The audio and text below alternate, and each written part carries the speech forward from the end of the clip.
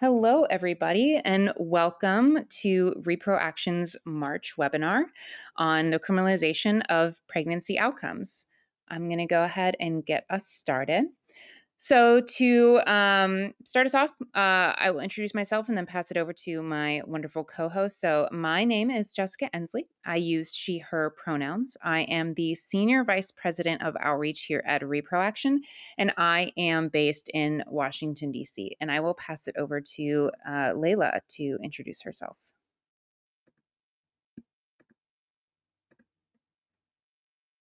Oops, sorry. Go ahead, Layla. Sorry about that. Hello, everyone. My name is Layla Salam. I use she, her pronouns, and I am the lead organizer at Reproaction, and I'm also based in Washington, D.C. Great, thank you. So here is an overview of our agenda. So I will go ahead and introduce our organization before passing it back to Layla. So our organization, Reproaction, leads bold action to increase access to abortion and advance reproductive justice. We are known for our left flank analysis, our willingness to hold folks on all sides accountable, whether they be allies or opposition, and our commitment to nonviolent direct action. Back to you, Layla. Hello, everyone. So before we get started with our amazing panelists, I'm going to introduce us on the topic of pregnancy criminalization that we're going to be talking about today. So pregnancy criminalization is defined by pregnancy justice as when the state wields a criminal law to render acts associated with a pregnancy, pregnancy loss, birth, and or associated healthcare the subject of criminal prosecution. Pregnancy criminalization, when people hear that term, they usually think about abortion, especially with abortion bans and abortion criminalization. But really, pregnancy criminalization encompasses so much more than just abortion. The majority of pregnancy-related charges, in fact, have to do with alleged substance use during pregnancy, which I'm sure our panelists will talk a little bit more about later. It's really important to think about in our current context and our post-Dobbs context that pregnancy criminalization is not a new phenomenon. People have been surveilled and criminalized for their pregnancy outcomes long before Dobbs, especially folks of color, low-income folks, and folks in other marginalized communities. But even though we're thinking in our post-Dobbs context, we're making sure we're keeping the context and history of pregnancy criminalization in mind, it is true that post-Dobbs, there has been a rise in pregnancy criminalization for a variety of reasons, but a couple reasons that really stand out are the popularization of fetal personhood laws, which grant legal rights to an embryo or fetus, sometimes surpassing the rights of the person carrying them, and the increase in abortion bans and restrictions across the country.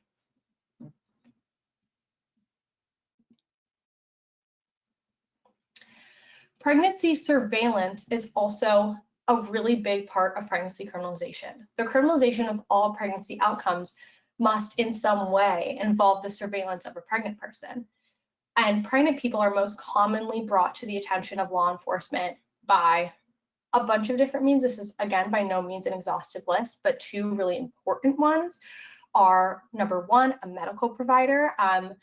Prior to Dobbs, 39% of abortion-related criminalization stemmed from the healthcare system and healthcare providers involving law enforcement when it was not necessary.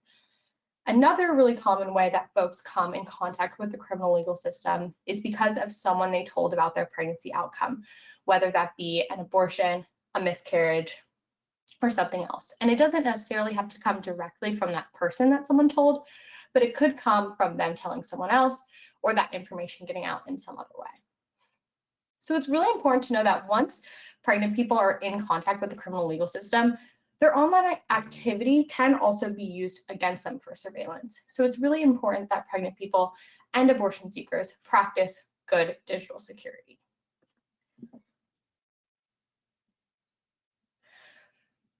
Here at Reproaction, we focus a lot on self-managed abortion. And there are huge consequences on self-managed abortion because of pregnancy criminalization. In fact, the way that the majority of abortion bans and restrictions are enforced is through the criminalization of abortion care. Self-managed abortion in particular, which refers to any abortion that occurs outside of the medical system, and today we're specifically going to be talking about self-managed abortion with pills. Since self-managed abortion has allowed folks to circumvent abortion bans and restrictions and still get the abortions that they want and need in states that might have bans or restrictions, it has also been a key target of criminalization. Attacks on self-managed abortion have taken multiple forms, including, but not limited to, anti-abortion legal groups challenging the FDA's approval of mifepristone, which is one of the medications used during a self-managed abortion. And more recently, the potential enforcement of the Comstock Act, which could be brought upon by the new administration and their Department of Justice. The Comstock Act is a federal obscenity law from the 1800s, which, if revived, could criminalize the mailing of any article, instrument, substance, drug, medicine, or thing intended for abortion, which could have dire consequences for self-managed abortion. This has also taken the form of the prosecution of individuals who assist abortion seekers in accessing medication abortion and abortion providers. We've already seen this effort come to the forefront in the current administration, and that's not something we see going away anytime soon. But it's really important to remember before we get into it with our amazing panelists is that fear and uncertainty surrounding these laws around pregnancy criminalization create a chilling effect, especially for self-managed abortion.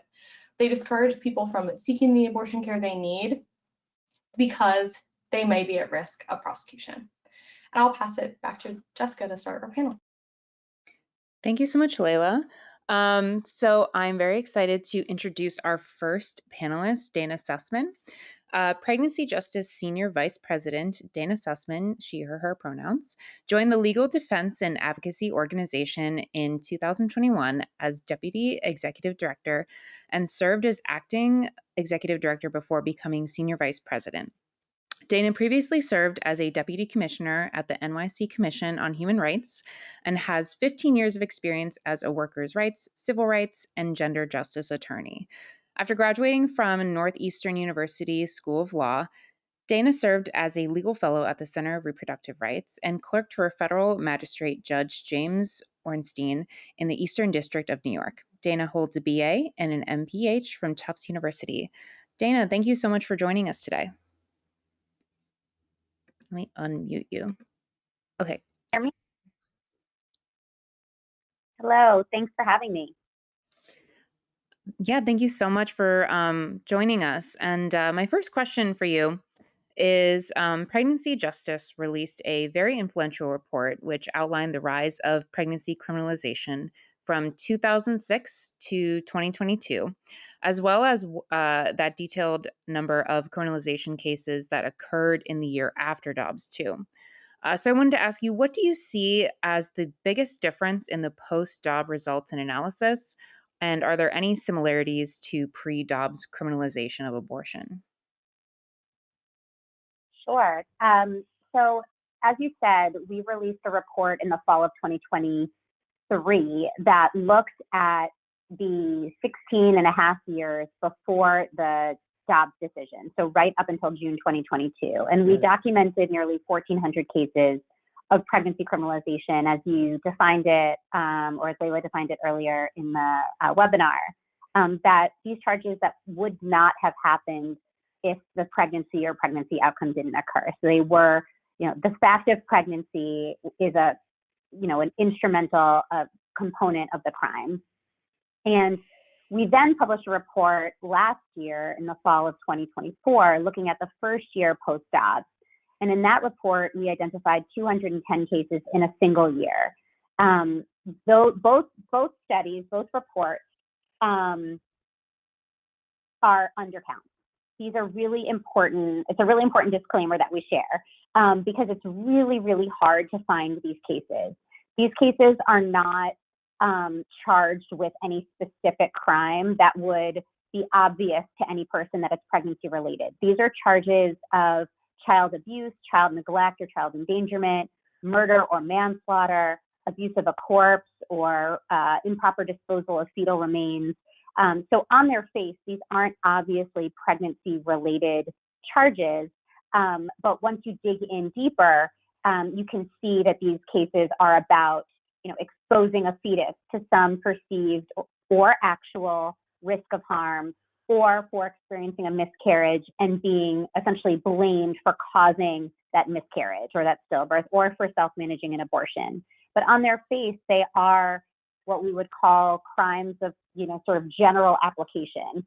And so for both of those studies, we recognize that these are undercounts. And in fact, the first year post-obs, we reported 210 cases. We think that number is actually closer to 250 cases, and we'll be updating that data later this year. I think you asked how the two different data sets compare. And again, I'm going to kind of provide some disclaimers here that it's hard for us to make direct comparisons between the two data sets.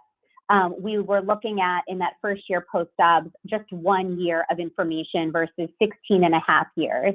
And we had just additional resources through our research partners to find and assess more cases. So we really, unfortunately, just the way that we've conducted our research, we're not able to really do an apples to apples comparison. But what we have said, which is true, because this is, the most comprehensive data collected in the country, is that we saw more cases, or we uncovered more cases in that first year post-obs than in any prior year. Again, with the disclaimers I just shared. And we think that this is a somewhat accurate reflection of the state of affairs right now in the United States. And this is because, for a few factors. One, fetal personhood is sort of at the heart of these prosecutions. And fetal personhood is the concept that fetuses and embryos have legal rights and status as a legal victim of a crime. And this transforms laws like child abuse to apply to the context of pregnancy. You could be charged with child abuse in some places for exposing, or supposedly, allegedly exposing, your fetus to some perceived or actual, even risk of harm, without any showing of actual harm. And the application of fetal personhood laws really transforms these laws of general application, these criminal laws of general application. And the second factor, we think, is that pregnancy loss has now become an even more suspect occurrence. In this first year post-obs, we saw 22 cases of pregnancy loss charged criminally. So of the 210, 22 of them were miscarriages or stillbirths. And we think that is a significant number, because one of our big concerns is that pregnancy loss will increasingly become sort of a suspect event, and that law enforcement will increasingly probe into the circumstances of one's pregnancy loss. And then of those 22 cases, 5 of them, as we looked through the police reports and the criminal complaints and really dived into the documentation in those cases, 5 of them involved allegations of abortion contemplation. So again, we're talking about, this would not necessarily be obvious on its face based on the charge. The charge might be manslaughter, the charge might be abuse of a corpse, but as you dive into the police reports and the underlying information surrounding the arrest, the fact that someone might have contemplated having an abortion, might have researched getting an abortion, was then used as evidence in charging them with a crime. Now, I really do heed the guidance that was laid out earlier, that we don't want to create unwanted fear here. This is a very small number of cases, but it's significant, and it's important for us to continue to name and identify what we're seeing in these prosecutions. But they do remain a very small number, higher than in previous years, but still a small number. Absolutely. Thank you for breaking that down for us, and also reiterating that, we're not trying to create fear, but educate folks of this issue is happening and should be something that everyone is aware of.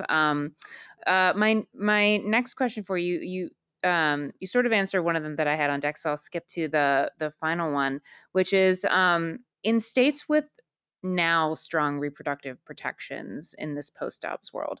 Are there still threats to are there still threats to pregnancy criminalization? And how do these issues play out in places where abortion remains legal versus in states where it is either restricted or outright illegal? That's a really great question, and it's a little bit of a complicated story. So the vast majority of cases emerge out of states that have established fetal personhood not by statute, but by judicial decision. So the states like the three states that have done this by their state Supreme Court are Alabama, South Carolina, and Oklahoma. Unsurprisingly, those three states are over and over among the top 3 or 4 in the country that prosecute pregnant people. Because again, if a fetus or an embryo is a child and that has been established by the state Supreme Court, then prosecutors can charge pregnant people, overwhelmingly people who use drugs, with allegations of child neglect or endangerment. So that's the broad frame and where most cases emerge. But we still see cases in states that might surprise folks. States like Michigan, California, Maryland, where what we see is most often this is in the context of pregnancy loss and an allegation that someone might have done something after birth. They gave birth to a baby and then they did something after the birth to harm the baby, where the person who's being charged with a crime is consistently from the very beginning saying they experienced pregnancy loss. And there's a lot of sort of junk science that's used in these cases to try and determine if the person gave birth to a baby or experienced a stillbirth. And sometimes their conduct during pregnancy becomes at issue. So one example to give you is a case out of Maryland that we worked on with If, When, How, and other organizations to file amicus briefs in this case. And we actually were able to get a win in Maryland using the state's really strong reproductive rights protections. But a woman in Maryland was charged with murder and sentenced to decades in prison. And the evidence, after experiencing what she says was a stillbirth, the fact that she had contemplated having an abortion, that she hadn't gotten prenatal care, was used against her in prosecuting her for that crime. She was convicted at trial and sentenced, and then the case was appealed. And finally, I think it's now been 7 years since she was originally convicted. That conviction has now been overturned, and the Maryland Supreme Court has said that the use of her abortion contemplation, the fact that she didn't get prenatal care, which is completely lawful to both, obtain an abortion in Maryland, to think about getting an abortion, to decide whether or not to get prenatal care, that cannot be used as evidence of a crime. And so the Maryland Supreme Court has now sent the case back down, and the prosecution cannot use that as evidence anymore. And so we see these cases emerge out of, so-called blue states or states that have codified reproductive rights protections. It gives us more to use to attack these prosecutions, but the prosecutions emerge nonetheless. And I think one of the reasons why is because our system sets up prosecutors to have an intense amount of discretion and power. Any prosecutor in this country can apply laws in ways that are not, permissible, and it's up to the defense, the criminal defense, and the advocacy community to call them out on it and to hold them accountable for that. So we saw cases emerge out of California over the past several years applying criminal feticide law that had very clear language in it that it was not meant to address conduct that a pregnant woman or pregnant person consented to. And despite that very clear caveat in the law and very clear legislative history in the law, we saw two women out of the same hospital under very similar circumstances charged with criminal feticide for stillbirth, alleging that their substance use, again, not based on science at all, but alleging that their substance use caused the stillbirth. And we challenged both of those. So one woman, unfortunately, had already been convicted. We were able to get her well, she was forced to plead to something, and we were able to get that plea overturned, but she had spent several years in prison at that point, and another woman had spent a very long time in jail before we were able to get her case dismissed. So we do see, the long story short is that the cases are far rarer in states that have protections for abortion and have, rejected fetal personhood, but they still do happen in those cases, and we have to remain vigilant and ensure that the people facing those charges are getting really strong and robust defenses because they're complicated cases. They are sometimes the facts are hard, and we have to just really be firm in our support in those cases and holding prosecutors accountable when they're misusing the law. Absolutely. Thank you so much for walking us through those cases. Yeah, I so appreciate the work that you and folks over at Pregnancy Justice do in order to combat these actions on the side of prosecutors. So thank you so much for that. And if folks have questions for Dana or any of our other panelists as we go throughout this, we have a dedicated Q&A section at the end, so please feel free to enter those in as you have them. Thank you again, Dana, for sharing your expertise. Looking forward to hearing more from you later. And I will. Thanks so much. Yeah, thank you. And I will pass it to Layla to introduce our next panelist. Thanks so much, Jessica and Dana. I'm introducing our next panelist, Tapona Bandy, uses she, her pronouns. Tapona is Repro Legal Defense Fund counsel at If One How's Repro Legal Defense Fund. Prior to joining If One How, Tapona began her legal services career as a public defender at Brooklyn Defender Services Family Defense Practice. There, she represented parents who charged with abuse and neglect, who faced family separation and the removal of their children to the foster system. In law school, she was a Hayes Civil Liberties Fellow, student advocate in the Family Defense Clinic and Reproductive Justice Clinic, and editor of the Law Review and Social Change. Tapona is a former Fulbright Nehru English teaching assistant with the U.S. Fulbright program in Kolkata, India. A proud native Texan, Tapona graduated from New York University School of Law and Harvard College. She is admitted to practice in New York. Tapona, can you hear us? Yes, can you hear me? Yes, thank you so much for joining us.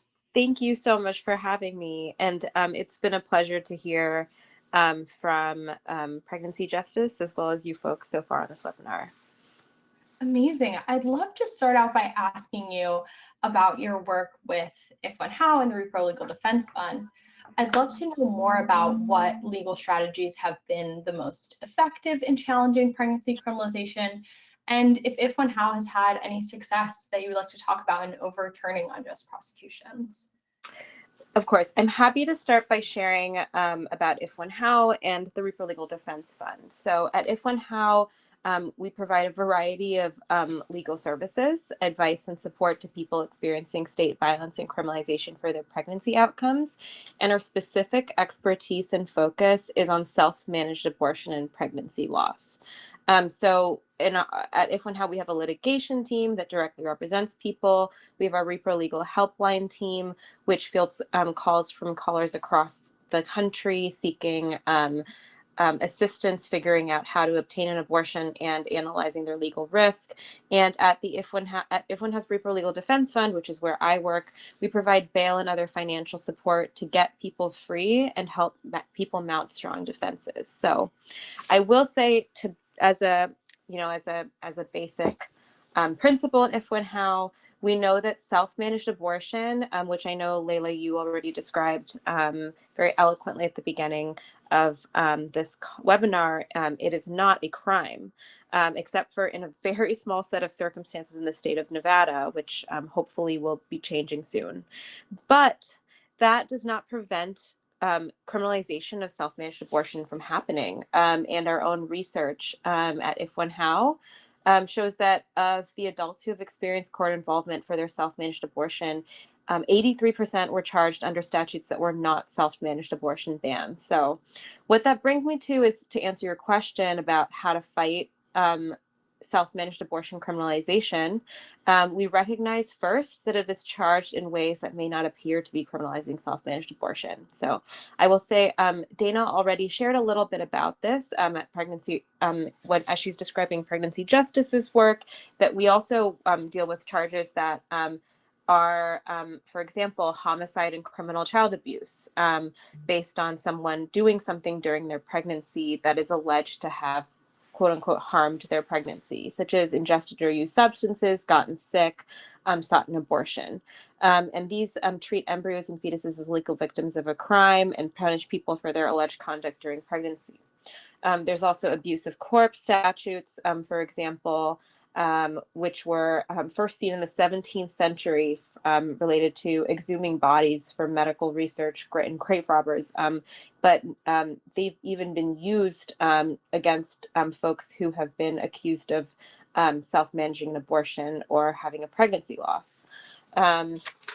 Now, we also have seen charges where people's loved ones are being charged with crimes for assisting them. So legal practice of medicine for obtaining pills, dispensing a drug, and assault. So now that we recognize that, as we recognize that abortion criminalization cases don't have easily identifiable labels, they instead will say things, may not even say things about abortion on their face. We focus on the fact that they use stigmatizing language and charges that could carry severe penalties to punish people. So how do we fight it at If When How? Our focus at If When How across our practice areas is on a person-centered, strong defense. So our model at If When How reflects these values because we partner with local counsel, we respect and value the attorney's legal choices and support them, including public defenders if they're already on the case. So if they want If When How to co-counsel, just write motions, provide background support, we follow the legal team's lead. We also consider the person's lived experiences as they're fighting the case.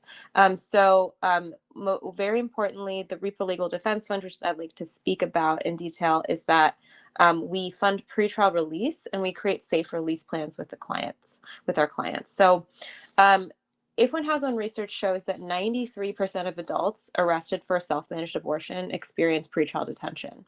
Pretrial release has tremendous impact on defendants' lives in their case because it allows people to keep their jobs, keep their kids out of foster care, keep their housing, receive appropriate health care, and it makes a real difference in people's lives and their ability to be in their legal case and be an active part of their defense. So knowing that we work with folks who are already in order to get them out and work with their attorney to make a release plan that contemplates their safety and care when they are outside and able to get to court. And we also cover litigation costs, court costs, survival costs, because we know that criminalization is financially and emotionally costly. I also just want to flag really quickly that person-centered defense also means working across court systems to lead to a stronger defense for our clients, because it considers the enmeshed harms that they're experiencing throughout many courts. So very often, our clients are facing criminalization for their pregnancy loss and outcome across family, immigration, and criminal court. And we cannot think about these courts as separate because they function together as an interlocking system. One is not inherently more violent than another, and they actually compound each other and limit people's choices. So, for example, a person who's incarcerated and deprived of their physical liberty may also be experiencing surveillance and separation from their children through the family's policing system. And this curtails their rights to the care and custody of their children. And I've also had clients who are most terrified about being facing removal from this country and facing deportation and being separated from their families in that way. So we're really happy and we're really grateful, not happy, but grateful that there's a whole world of support and partnerships for us to work with on a person-centered defense. We've worked closely, as Dana shared, with Pregnancy Justice, and we also are in the Abortion Defense Network, and we bring our expertise to that space as well in order to ensure that folks get the exact support they need to ensure their defense. Thank you so much for sharing all of that. Especially when we're on the topic of person-centered defense, I'd love to hear about what are the most common concerns that come up from abortion seekers or folks experiencing pregnancy loss about the risk of criminalization. Absolutely. And I think that the Dobbs decision, it's really, and I think this is a shared understanding for all of us, it changed the landscape of abortion access in the United States overnight, upending 50 years of constitutional protections and precedent. But meaningful access to abortion has always been inequitable, and people have been experiencing reproductive oppression and criminalization even while Roe is still the law of the land. So I'm here to say, like, we are continuing to see what we have already seen, which is criminalization across court systems, and that folks who are the most marginalized are continuing to be those who are investigated, prosecuted, and surveilled by the state and criminal family and immigration court already. But we are also monitoring new trends. So absolutely, since the fall of Roe, in our post-Dobbs reality, there's been a drastic increase in calls and applicant volume to the Repro Legal Helpline and the Repro Legal Defense Fund. I can speak to the helpline, which put out a really important report about their work I believe it was earlier this year, if not late last year. And the top concerns of callers have been young people seeking advice and help, including for judicial bypass, legal rights and risks of abortion pills and self-managed abortion, and questions about the operative state law in their state, because it's, post-Dobbs, we have an illogical and ever-changing landscape that real people are trying to figure out how to navigate, including traveling across state lines. And frankly, we've also seen a drastic increase, and this is across both the Repro Legal Defense Fund and the helpline, in people who are scared to share pregnancy-related information with their healthcare providers for fear of investigation, prosecution. And at the Repro Legal Defense Fund, we're seeing really high and increasing dollar bail amounts for people experiencing charges related to abortion or pregnancy loss because of how stigma works together with state violence, making it impossible for people to pay. The bottom line is that people are really scared and feeling really alone. And so we are here to be with people in that fear and to help them know that they're not alone. Thank you so much for bringing all that. And I just wanted to alert folks that I dropped the reports that we've been discussing into the chat so people can look over those on their own time. And I just have one last question for you, Dipona. I was just wondering, with the increased level of policing that you've mentioned and agency cooperation under the Trump administration that we're currently seeing, what key rights should all people know to protect themselves from pregnancy criminalization? And if you want to speak to a little bit what the biggest threats you see emerging in this space. Absolutely. And I can start with the threat so we can end on rights.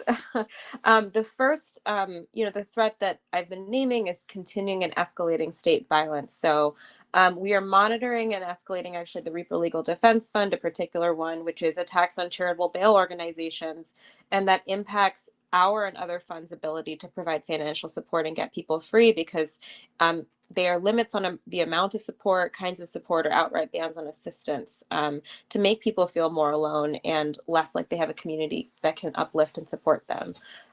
We are also seeing the use of existing criminal law to reclassify abortion pills and make them harder to obtain. So, for example, in Louisiana last year, and there's copycat bills happening, for example, in Texas and cropping up.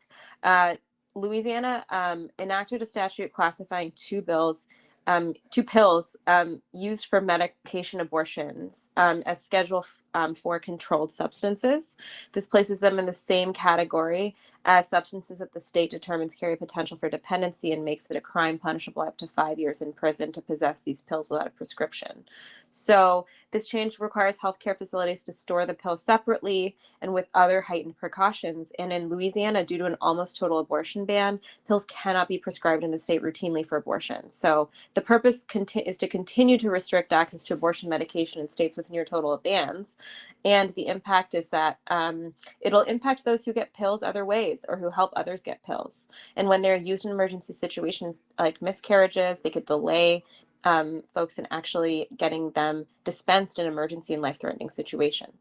We're also monitoring the threats, and of course, I just wanted to name that your mention about Comstock is of course a big concern. I just wanted to go quickly to another concern we're seeing, which is anti-abortion actors work with abusive partners. So particularly the state of Texas put out basically an open call to try to launch a massive campaign to collude with abusers in Texas to try to get them to give information about their partners in order that they could bring private charges against them. And we've seen at If When How that the research on the criminalization of self-managed abortion shows people criminalized were often reported to the police by other people in their lives. And so the risk increases when people are in relationships with intimate partner violence, and abusers do use the legal system to harass their victims. And pregnancy is well understood to be a time of heightened risk of violence for people in relationships with IPV. So this is just simply a weaponization and abuse of the legal system that we're watching happening. In addition to, I will say, another chilling effect and concern we have is, and we're watching, is the criminalization of folks seeking care and a criminalization of folks who are even providing care. So providers experiencing criminal charges as well. The chilling effect cannot be understated. But I will say, in terms of rights, let's go back to that really quickly. State actors may take an interest in your pregnancy, loss, or abortion, and it could be used against you or your client in family, immigration, or criminal court. So folks already under state surveillance are at higher risk. So folks that are incarcerated or in detention under parole or probation surveillance or surveillance from CPS. So our advice is your clients, you please do not think before you talk to cops, CPS, or ICE, so any state actor, about your abortion or pregnancy loss or others' pregnancy loss, and don't volunteer information. So take care of your community, and please call upon the Repro Legal Helpline and the Repro Legal Defense Fund and use this as a resource. Thank you. Thank you so much for sharing all that, and definitely folks, please continue to check out all of those resources that were mentioned. But I will pass it over to Jessica. Thank you. All right, last but certainly not least, I'm very pleased to introduce Lisa Sangoy. She is the Public Policy Director at Physicians for Reproductive Health and a dedicated reproductive justice advocate and attorney.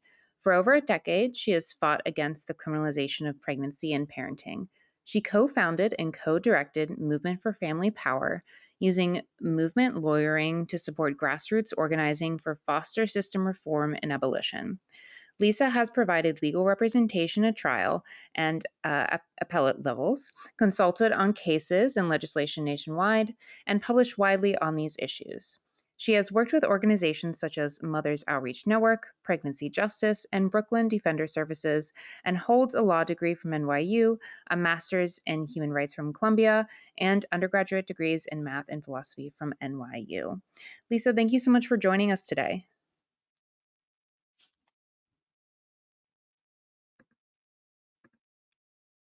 Lisa, can you hear me? Hey folks, sorry it took me a minute to get on the mic. Oh, good. Can folks hear me? Yes, we can. Yes, thank you for joining us. Thank you. Yeah, thank you for having us. But my first question for you is, how do you see physicians playing a role in causing pregnancy criminalization, and what can they do to minimize harm? All right. So I'll just take a moment quickly to just thank everyone for logging on to the webinar today. These are really intense times that we are all enduring and sort of under a constant assault in a variety of ways, daily, hourly basis with the world around us. And I think it takes an enormous amount of energy to log on to webinars and stay engaged and try to continue to keep yourself politicized. And I just give a lot of appreciation for folks who have the energy to do that, and also just want to make space for folks who are having to sit things out. So talking about the role that physicians play in pregnancy criminalization. So I just learned so much being on the call, listening to my colleagues at Pregnancy Justice and If When How, two organizations that I've had the honor of working closely with for a very long time. And And I feel like they covered the criminal legal system pretty thoroughly, and also touched on the family policing system, which is more popularly known as the child welfare system. And I'm actually going to focus on the family policing system. So I have spent the past decade plus looking at how the family policing system is a site of reproductive injustice. And one of the things that you quickly learn as you work in and advocate against the family policing system is that the medical system, in fact, that's doctors, social workers, medical centers, healthcare centers, they all play an enormous role in feeding people into the family policing system, surveilling pregnant people, judging pregnant people, punishing pregnant people.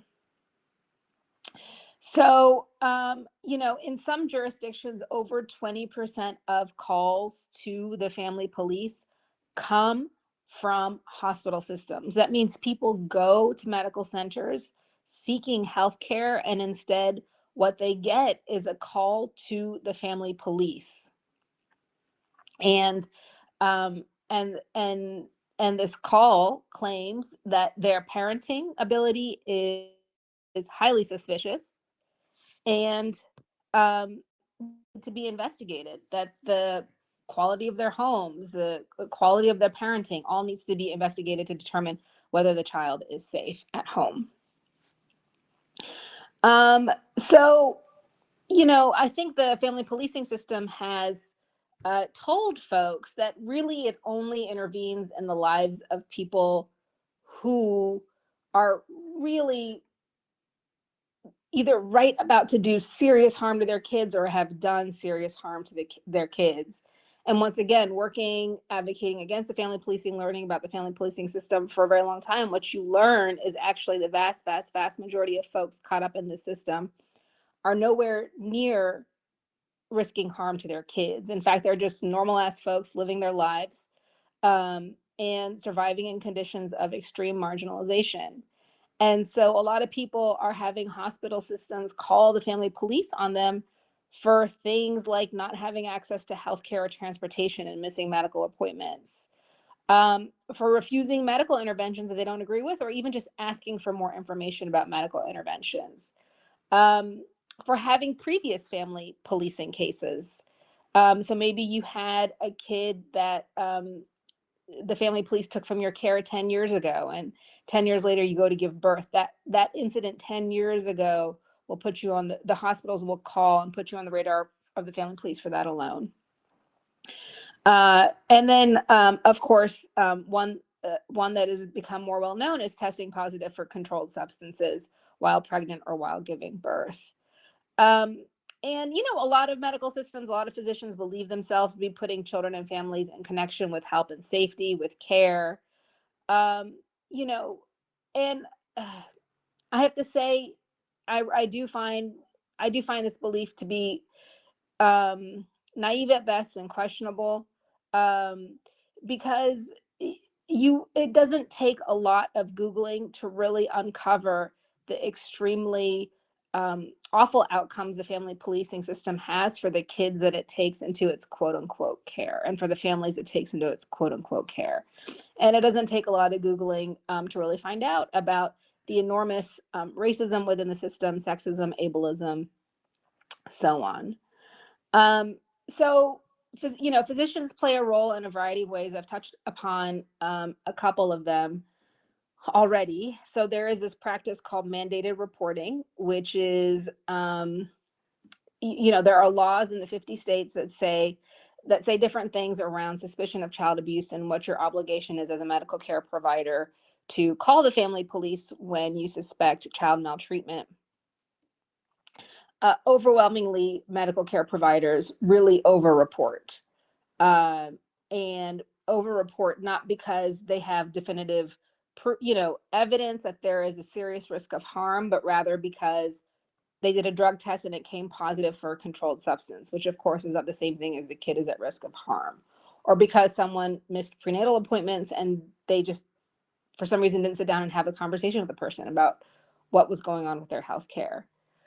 Another way that we see physicians really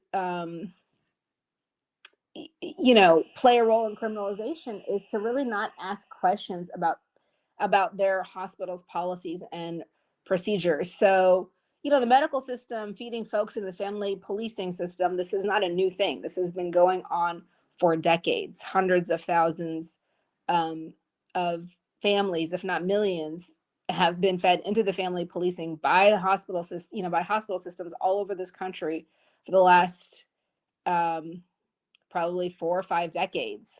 And there really hasn't been a lot of challenging of these policies and practices by folks working within the medical system. I think there are power structures in place that often make it hard to ask these questions. But given the really enormous consequences for patients, it is necessary for medical care providers to be asking questions around why are we doing things the way we do them? Why are we conducting drug tests that are medically not necessary without people's consent? Why are we calling the family police on people? Why are we not telling people that if they come to us, they're at risk of having the family police called on them?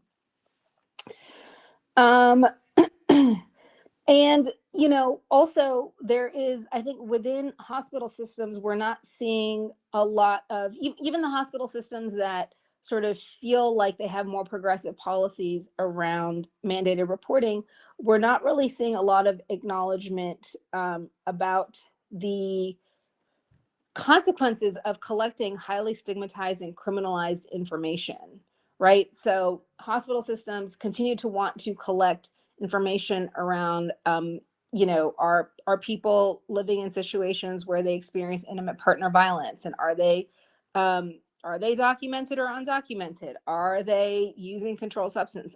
They want to collect a variety of information, perhaps with the good intent of connecting folks with services, with help. But there needs to be the simultaneous acknowledgement that you're collecting highly stigmatized, highly criminalized information that can be used against folks. And we're not necessarily seeing, for example, Guttmacher just released this recommendation around ending abortion reporting, right? Acknowledging the reality of how criminalized abortion has become. We're not seeing the same and similar acknowledgement from medical systems at the speed with which, we would like. And then another way we've seen physicians play a role in criminalization is really just producing a lot of the science and a lot of the research that stigmatizes folks in the first place, right? So because of the enormous work a lot of folks in this movement have done, including pregnancy justice, we know that the crack baby is a myth, right? Really entirely made up by racist science. And a lot of the folks who produced this racist science had MDs behind their name. And we continue to see this type of research be produced on a variety of things, whether it is drug use or whether right now there's a new adverse childhood experiences, or ACEs, are kind of in vogue to be researched, again, without the acknowledgement of what collecting this kind of information about people, about marginalized folks, what kind of real world practical implications there are for people's criminalization. Wow, thank you so much for breaking that all down for us. That answered a good amount of my follow-up questions. So my last question for you before we go into next steps and then Q&A, Lisa, is how has Physicians for Reproductive Health worked to advocate for policies that protect patients and providers? And which of those strategies do you see as most effective moving forward with the current environment that we are in? Thank you. So we were at our staff retreat last week, which was facilitated by the wonderful Miriam Young. And at some point, Miriam Young put up on the wall a history of reproductive injustice and reproductive justice in the United States. And it went back to when Columbus came over and did colonization.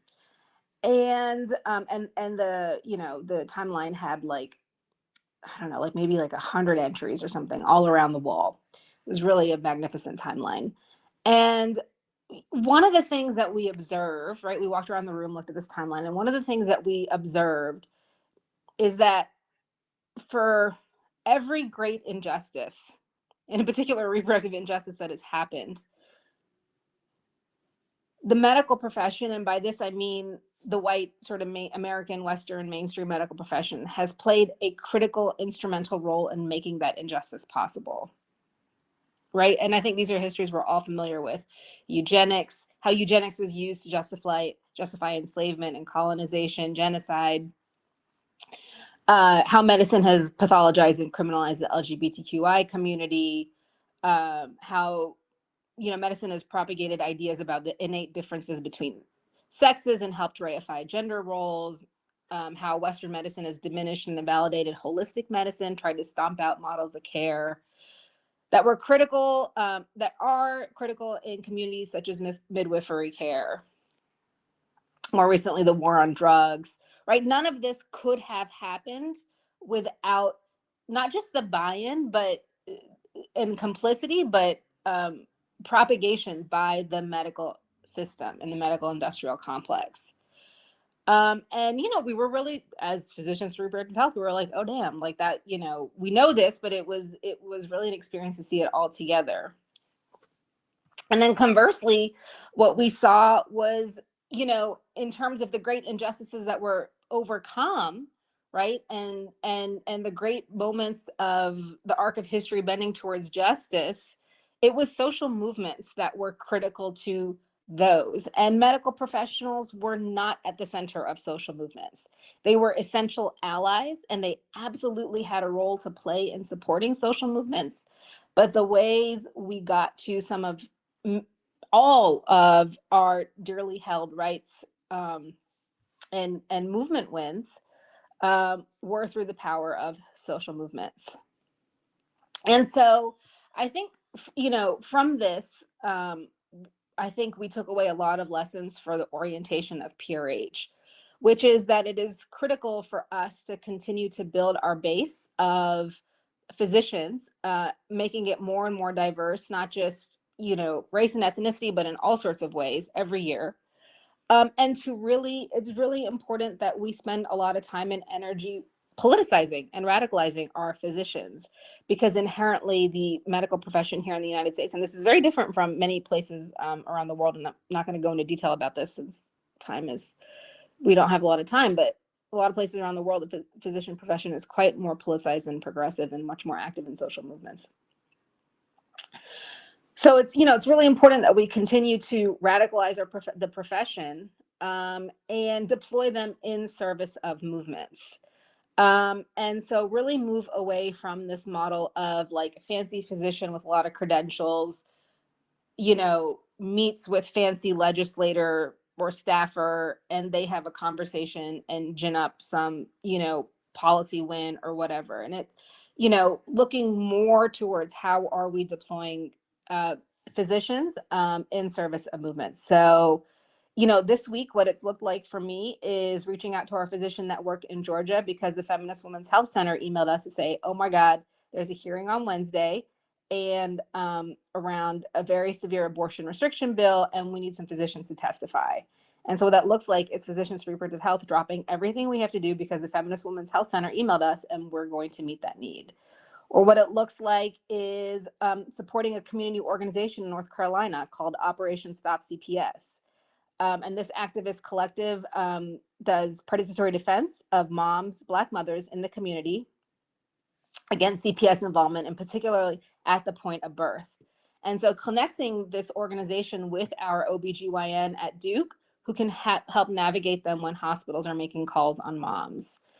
Or it looks like making sure that our board chair, who is an OBGYN in Texas, is armed with talking points about the value of midwifery care when speaking about what just happened in Texas last week with the prosecution of the midwife.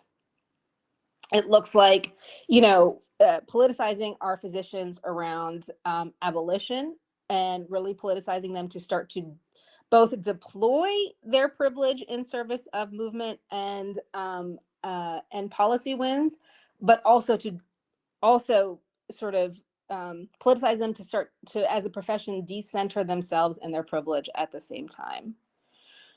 So, that is work that we have been building and are really looking forward to building more, especially in this moment, this extended moment. It's not a moment, it's 4 years under the political assault that we're under. Thank you so much for breaking down all those ways that not only Physicians for Reproductive Health is showing up for the reproductive healthcare and broader progressive movement, but yeah, steps that folks can take in their own lives. Thank you so much, Lisa. That was a wealth of knowledge. I appreciate you taking time to speak with us. It's an honor. Thank you. Wonderful. So a couple of housekeeping items before we get to Q&A. You can follow us at reproaction.org and then on social media at Reproaction. And save the date for our next webinar, which is Abortion Bans Impact on Maternal Mortality. That'll take place Wednesday, April 16th at noon Eastern Standard Time. All right, and we are into the Q&A section. We do have 4 minutes left, and we have a wonderful amount of questions. Apologies, we're not going to be able to get to them all. So I'm just going to start us off with one of them. This is to any of the panelists who wish to interject. Do any of you have thoughts on how our abortion protection laws could be written or rethought to take pregnancy criminalization more centrally to heart?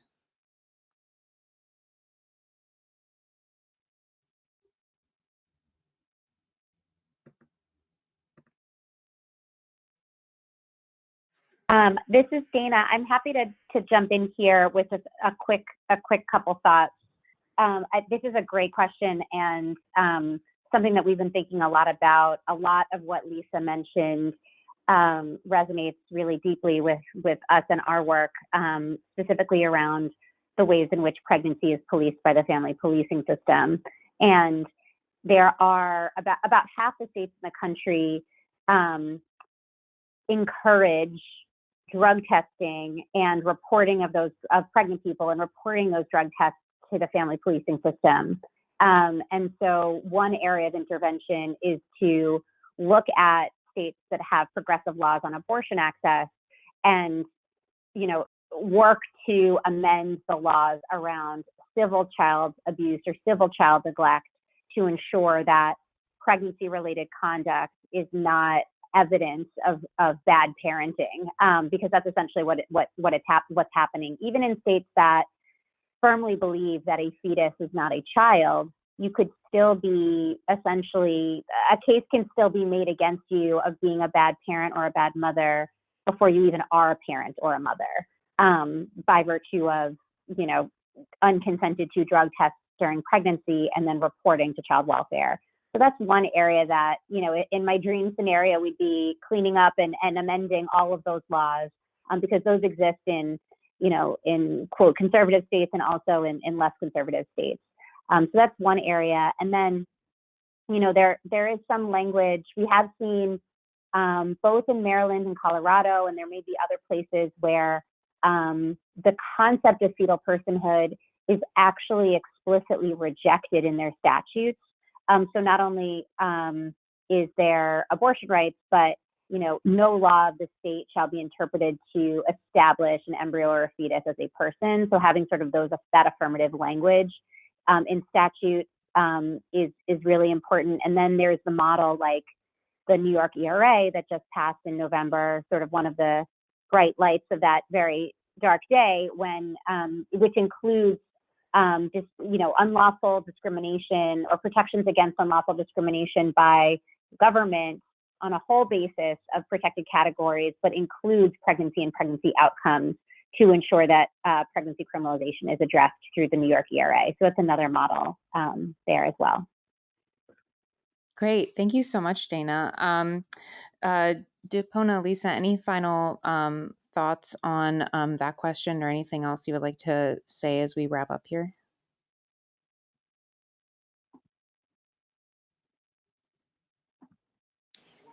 No, thank you so much. I will say to Dana and Lisa's points, our fight to end mandated reporting goes hand in hand here with um, putting birthing people and people experiencing pregnancy loss at the center of our care.